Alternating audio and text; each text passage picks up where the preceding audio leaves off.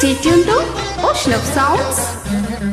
ఒక మాట 10 మాటలై అది పాట కావాలని, ఒక జన్మ 10 జన్మలై అనుబంధమవ్వాలని,